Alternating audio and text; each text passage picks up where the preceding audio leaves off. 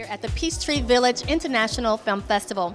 Today I'm going to be speaking with Dr. Jacqueline Walters, who is one of the stars on Married to Medicine. Hi. Hi, how are you? I'm great, thank you. Thank you for coming. What brings you to the film festival today? Well, I wanted to come out and make sure I'm a part of this new lifestyle of mine and see what this industry is talking about.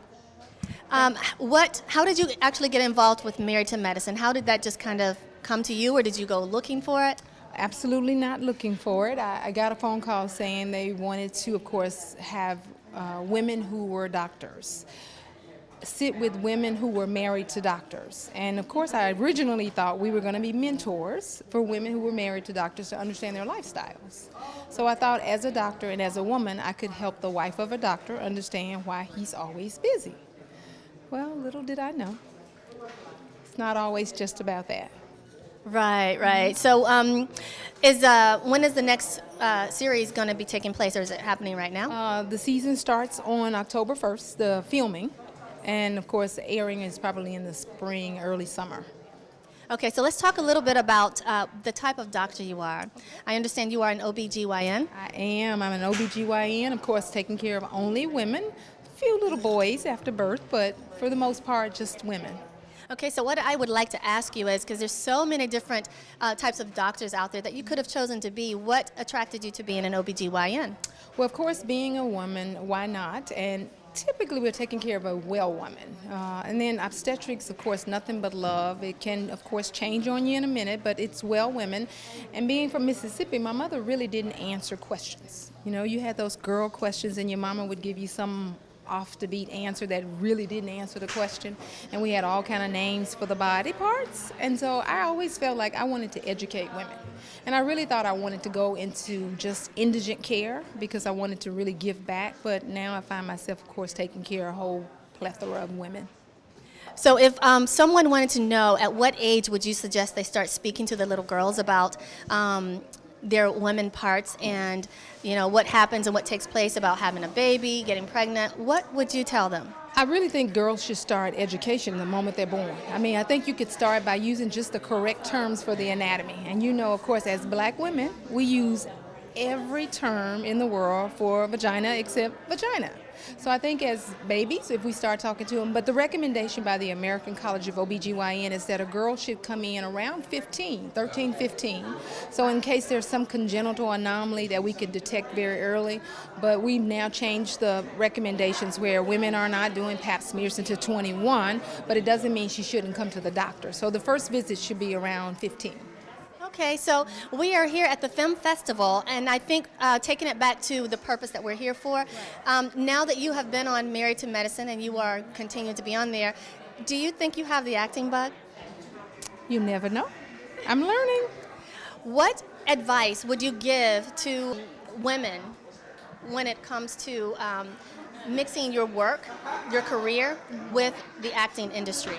I think as we start to see reality TV evolve a little bit more and find out that being a positive role model is just as interesting, we're going to see where we can take our real lives and just incorporate it into TV so that you can see what really happens when the white coats are on and when the white coats come off. So I really think the positive role is about to take over now, and we're going to see that we can attract the TV audience by just being real, being positive. So being real and being positive, that's something that I am actually very in tune with. And being in the acting industry, do you find that a lot of people, not just women, but a lot of people in general are wearing masks? Oh, certainly. I think when the TV camera's rolling, you're trying to decide what can I do to make sure that I capture the audience. And I find just be myself, you know. If you like who I am, then of course I got your attention. If you don't, you're probably going to watch me because you don't like me. But I really do think that we have got to change and not let the camera make you be somebody who you're not.